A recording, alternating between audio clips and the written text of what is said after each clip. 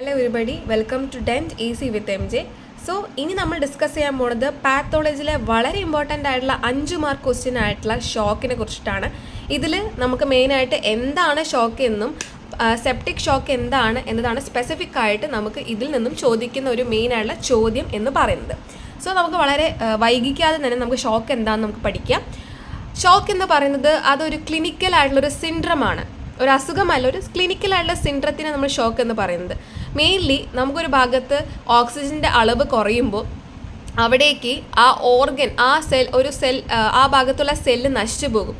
Cell നശിക്കുമ്പോൾ ഉറപ്പായിട്ടും അവിടെയുള്ള organ നശിക്കും. ഓർഗൻ നശിക്കുമ്പോൾ മുഴുവനായിട്ടുള്ള ബോഡി തന്നെ നശിച്ചു പോകും. And that lead to the cell death.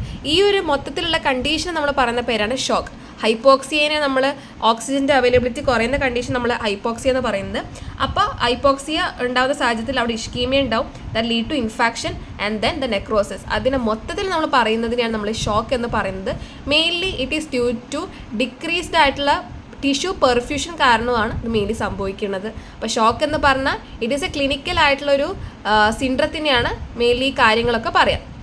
ഇനി ഈ ഷോക്ക് എന്ന് പറയുന്നത് നമ്മൾ തരം തിരിച്ചിരിക്കുന്നത് 3 തരത്തിലാണ്. ഹൈപ്പോവോളിയമിക് ആയിട്ടുള്ള ഷോക്ക്, കാർഡിയോജനിക് ആയിട്ടുള്ള ഷോക്ക് ആൻഡ് സെപ്റ്റിക് ഷോക്ക്. അങ്ങനെ 3 തരത്തിലുള്ള ഷോക്കുകളെ കുറിച്ചിട്ടാണ് നമ്മൾ ഇതിൽ ഡിസ്കസ് ചെയ്യുന്നത്. ആൻഡ് വളരെ ഇമ്പോർട്ടൻ്റ് ആയിട്ടും ചോദിക്കുന്ന ചോദ്യമായുള്ള സെപ്റ്റിക് ഷോക്കിനെ കുറിച്ചിട്ടാണ് നമ്മൾ ഇവിടെ ഡിസ്കസ് ചെയ്യാൻ പോകുന്നത്. So what is septic shock? ഇപ്പോൾ സെപ്റ്റിക് ഷോക്ക് എന്ന് പറയുന്ന പേരിൽ തന്നെ സെപ്റ്റിസീമിയ. ഈ സെപ്റ്റിസീമിയ അല്ലെങ്കിൽ ബാക്ടീരിയകളാണ് ഈ പറഞ്ഞ ഷോക്ക് മെയിനായിട്ട് ഉണ്ടാക്കുന്നത്. ഇവരെങ്ങനെയാണ് ഇതുണ്ടാക്കുന്നത്? മെയിൻലി 2 തരത്തിലുള്ള ബാക്ടീരിയകളെ കുറിച്ചാണ് ഇവിടെ പറയുന്നത്. ഗ്രാം പോസിറ്റീവ് ബാക്ടീരിയനെ കുറിച്ചും പറയുന്നുണ്ട്, ഗ്രാം നെഗറ്റീവ് ഉള്ള ബാക്ടീരിയനെ കുറിച്ചിട്ടും പറയുന്നുണ്ട്. ഗ്രാം പോസിറ്റീവ് ഉള്ള ബാക്ടീരിയകൾ എക്സോടോക്സിനെയും ഗ്രാം നെഗറ്റീവ് ബാക്ടീരിയ എൻഡോടോക്സിനെയുമാണ് ഇവിടെ നിർമ്മിക്കുന്നത്. ഇനി നമ്മൾ ഇതിൻ്റെ പാത്തോജൻസിസ്, ഇതെങ്ങനെയാണ് രോഗം ഉണ്ടാക്കുന്നത് എന്നുള്ള വളരെ ക്ലിയർ ആയിട്ട് നമുക്കറിയാം. നമ്മൾ വരച്ചിരിക്കുന്ന ഒരു ബ്ലഡ് വെസലാണ്. സോ ഇതിൻ്റെ ഉള്ളിൽ കുറേ ബ്ലഡ് വെസൽസിൻ്റെ ഉള്ളിൽ നമ്മൾ 2 ബാക്ടീരിയാസ്, രണ്ട് ബാക്ടീരിയയുടെ എക്സാമ്പിളായിട്ടാണ് പറയുന്നത്. ഏതെങ്കിലും ഒരു ബാക്ടീരിയ സാധാരണ കയറാറ്. പക്ഷെ നമുക്ക് ഇവിടെ കേസിൽ നമ്മൾ 2 ബാക്ടീരിയകൾ, gram positive bacteria and gram negative ബാക്ടീരിയകൾ നമ്മൾ ബ്ലഡ് വെസലിലോട്ട് കയറുന്നു. ഈ ഗ്രാം നെഗറ്റീവ് ആയിട്ടുള്ള ബാക്ടീരിയ എൻഡോടോക്സിനെയാണ് നിർമ്മിക്കുന്നത്. ഈ എൻഡോടോക്സിൻ എന്ന് പറയുന്നത് ഒരു ലിപ്പോപോളിസാക്കറൈഡ് ആണ്. Gram negative bacteria contain endotoxin, that is a lipopolysaccharide ആണ്. ഇനി ഗ്രാം പോസിറ്റീവ് ബാക്ടീരിയ ലൈസ് ചെയ്തിട്ട് അവരുടെ സെൽ വോള് ലിപ്പോടീക്കോയിക് ആസിഡ് കൊണ്ടാണ് ഉണ്ടാക്കുന്നത്. സോ ഈ 2 കേസ് വളരെ ശ്രദ്ധിച്ച് പഠിക്കുക. ഗ്രാം പോസിറ്റീവ് ആയുള്ള ബാക്ടീരിയ എന്താണ് ഉണ്ടാക്കുന്നത്? എൻഡോടോക്സിനെയാണ് ഗ്രാം നെഗറ്റീവ് ബാക്ടീരിയ ഉണ്ടാക്കുന്നത്. ആ എൻഡോടോക്സിൻ എന്ന് പറയുന്നത് ലിപ്പോപോളിസാക്കറൈഡ് ആണ്. ഗ്രാം പോസിറ്റീവ് ബാക്ടീരിയ ലൈസ് ചെയ്തിട്ട് അവരുടെ സെൽ വോൾ ഉണ്ടാക്കുന്നത് ലിപ്പോടീക്കോയിക് ആസിഡ് കൊണ്ടാണ്.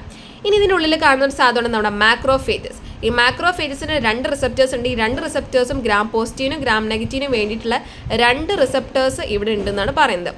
സോ ഈ മാക്രോഫേജസ് എന്താ ചെയ്യുന്നത്? മാക്രോഫേജസ് നമ്മൾ സ്റ്റിമുലേറ്റ് ചെയ്യുകയാണ്.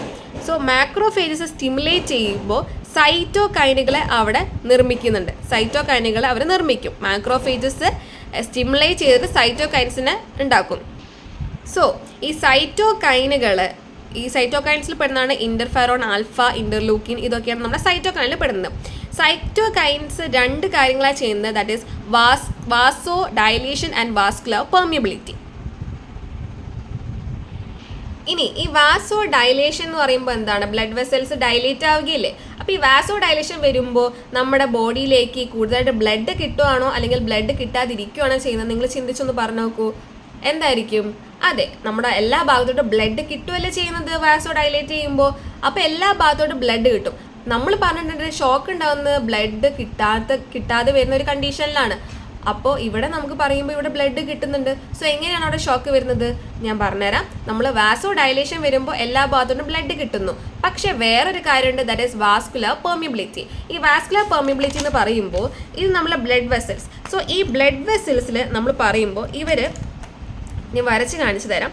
ഈ നമ്മൾ ഉണ്ടാക്കിയിരിക്കുന്നത് ബ്ലഡ് വെസൽസ് ലൈൻ ചെയ്യുന്ന എൻഡോത്തീലിയം കൊണ്ടല്ലേ. സോ ദിസ് ഈസ് ഇങ്ങനെ പുറമേ ആയിട്ട് നമുക്ക് എൻഡോത്തീലിയം കാണാൻ പറ്റും. ഈ എൻഡോത്തീലിയം, നമ്മളെ വാസ്കുലർ പെർമിബിലിറ്റി എന്ന് പറയുമ്പോൾ ഈ എൻഡോത്തീലിയത്തിൻ്റെ ഉള്ളിൽ അവിടെ കോൺട്രാക്ഷൻ ആണോ സംഭവിക്കുന്നത്. സോ ഈ കോൺട്രാക്ഷൻ സംഭവിക്കുമ്പോൾ ഇതിൻ്റെ രണ്ടിനും ജംഗ്ഷനിലായിട്ട് ഒരു ഗ്യാപ്പ് വരും, എൻഡോത്തീലിയങ്ങളുടെ ഇടയിലായിട്ട് ഗ്യാപ്പ് വരും. ഈ ഗ്യാപ്പിലൂടെ ഉള്ളിലുള്ള ബ്ലഡ് എല്ലാം പുറത്തോട്ട് പോവുകയാണ് ചെയ്യുന്നത്. പുറത്തോട്ട് ഈ ബ്ലഡ് പോകും. അപ്പോൾ പുറത്തോട്ട് ബ്ലഡ് പോകുമ്പോൾ അവിടെ എന്താ സംഭവിക്കുന്നത്, എഡിമ എന്ന് പറയുന്ന ഒരു കണ്ടീഷനാണ് സംഭവിക്കുന്നത്. എഡിമയാണ് അവിടെ മെയിൻലി സംഭവിക്കുന്നത്. അപ്പോൾ എഡിമ സംഭവിക്കും. ഇനി ഉള്ളിലുള്ള ബ്ലഡ് അവിടെ ഉണ്ടാവുമോ, ഉള്ളിൽ ബ്ലഡ് കുറയുമല്ലേ, പുറത്തേക്ക് ബ്ലഡ് പോകുമ്പോൾ ഉള്ളിൽ ബ്ലഡ് കുറയും. സോ ഉള്ളിൽ ബ്ലഡ് കുറയുമ്പോൾ അവിടെ എന്താ ഉണ്ടാകുന്നത്, ഹൈപ്പോക്സിയ. നമ്മൾ നേരത്തെ പറഞ്ഞു ഹൈപ്പോക്സിയ ഉണ്ടാകുമ്പോൾ അവിടെ സെല്ല് നശിക്കും. സെല്ല് നശിക്കുമ്പോൾ ഓരോ ഓർഗൻസ് നശിക്കും. ഓർഗൻ നശിക്കുമ്പോൾ മുഴുവനായിട്ടുള്ള ബോഡി തന്നെ നശിക്കും. സോ ബോഡി മൊത്തത്തിൽ നശിക്കുമ്പോൾ തന്നെ അവിടെ നെക്രോസിസ് സംഭവിക്കുന്നു. അങ്ങനെയാണ് ഇവിടെ മൊത്തത്തിൽ എന്ത് സംഭവിക്കുന്നത്, നമ്മുടെ സെപ്റ്റിക് ഷോക്ക് വരുന്നത്. സോ നമ്മൾ പറഞ്ഞു ഗ്രാം പോസിറ്റീവ് ആയിട്ടുള്ളതും ഗ്രാം നെഗറ്റീവ് ആയിട്ടുള്ള 2 ബാക്ടീരിയകളുണ്ട് അല്ലേ. അതിൽ ഗ്രാം നെഗറ്റീവ് ബാക്ടീരിയ എൻഡോടോക്സിൻ ഉണ്ടാക്കുന്നു. ആ എൻഡോടോക്സിൻ എന്താണ്, ലിപ്പോപോളിസാക്കറൈഡ് ആണ്. ഗ്രാം പോസിറ്റീവ് ആണെങ്കിലോ ലിപ്പോടീക്കോയിക് ആസിഡ് വെച്ചിട്ട് അതിൻ്റെ സെൽ വോൾ ഉണ്ടാക്കുന്നു. ഇനി മാക്രോഫേജസ് വന്നിട്ട് സൈറ്റോകൈൻസിനെ റിലീസ് ചെയ്യുകയാണ്. സൈറ്റോകൈൻസ് വാസോ ഡയലേഷനും വാസോ കൺസ്ട്രക്ഷൻ എന്ന് പറഞ്ഞാൽ 2 പരിപാടി ചെയ്യുന്നു നമ്മൾ പറഞ്ഞു. വാസോ ഡയലേഷൻ ചെയ്യുമ്പോൾ എന്താ സംഭവിക്കുക, വാസോ ഡയലേഷൻ ചെയ്യുമ്പോൾ എല്ലാ ഓർഗനിലോട്ടും ബ്ലഡ് പോവാണ്. ഇനി വാസ്കുലർ പെർമിബിലിറ്റി ഉണ്ടാകുമ്പോൾ എന്താ സംഭവിക്കുക, ഗ്യാപ്പുകൾ വരുമ്പോൾ ബ്ലഡ് ഗ്യാപ്പ് ഫോം ചെയ്യും. So blood will exit out through the ഗ്യാപ്പിലൂടെ പുറത്തേക്ക് പോകും. സോ അങ്ങനെ വരുമ്പോൾ അവിടെ എന്താ സംഭവിക്കുന്നത്, അവിടെ ലെസ് ബ്ലഡ് ആയിരിക്കും, അവിടെ നമ്മുടെ എഡിമ വരുന്നു നമ്മൾ പറഞ്ഞു. സോ ബ്ലഡ് കുറയുന്നു, ഓക്സിജൻ കുറയുന്നു, ഇസ്കീമിയ ഉണ്ടാവുന്നു, ഇൻഫെക്ഷൻ ഉണ്ടാവുന്നു, നെക്രോസിസ്. സോ ഇതാണ് അതിൻ്റെ പാത്തോജനസിസ്. ഇനി 2 ടൈപ്പായിട്ടുള്ള സെപ്റ്റിക് ആയിട്ടുള്ള ഷോക്കുകളെയാണ് നമ്മളിവിടെ പറയുന്നത്. That is early hyper dynamic ആയിട്ടുള്ളതും ലേറ്റ് ഹൈപ്പോ ഡൈനാമിക് ആയിട്ടുള്ള 2 ഷോക്കുകളാണ്. ഈ നമ്മൾ പറഞ്ഞ ഏർലി ഹൈപ്പർ ഡൈനാമിക് ആയുള്ള ഷോക്ക് എന്ന് പറയുമ്പോൾ ഇവിടെ എന്താണെന്നറിയോ, വാസോ ഡയലേഷൻ ഇവിടെ ഇൻക്രീസ് ചെയ്യും. ഏർലി ഹൈപ്പർ ഡൈനാമിക് വാസോ ഡയലേഷൻ കൂടുമ്പോൾ അവിടെ കാർഡിയക് ഔട്ട്പുട്ട് കൂടുന്നു. അപ്പോൾ ഇവിടെ കുറച്ച് വാംനെസ് ആണ് മെയിൻലി നമ്മൾ കാണുന്നത്. സാധാരണ കേസുകളിൽ ഷോക്കുകളിലൊക്കെ നമ്മൾ കൈ പിടിച്ചു നോക്കിയാൽ അവിടെ കുറച്ച് നമുക്ക് തണുത്ത രീതിയിൽ കാണാൻ പറ്റും. പക്ഷേ ഈ ഇവിടെ കേസിൽ വാമായിട്ടാണ് കാണുന്നത്. സോ വാസോ ഹൈപ്പർ ഏർലി ആയിട്ടുള്ള ഹൈപ്പർ ഡൈനാമിക് ആയിട്ടുള്ള ഷോക്കിൻ്റെ കേസിൽ പറയുകയാണെങ്കിൽ വാസോ ഡയലേഷൻ ഉണ്ടാകുമ്പോൾ കാർഡിയക് ഔട്ട്പുട്ട് കൂടുന്നു, വാംനെസ് തോന്നുന്നു. ഇനി ലേറ്റ് ആയിട്ടുള്ള ഹൈപ്പോ ഡൈനാമിക് ആയിട്ടുള്ള കേസിൽ നമ്മൾ പറയുകയാണെന്നുണ്ടെങ്കിൽ ഇവിടെ വാസോ കൺസ്ട്രക്ഷനാണ്, ഇവിടെ റീനൽ ഫെയിലിയറിന് സംഭവിക്കുന്നു. സോ ഇത്രയും കാര്യങ്ങൾ നമ്മൾ പറയാം.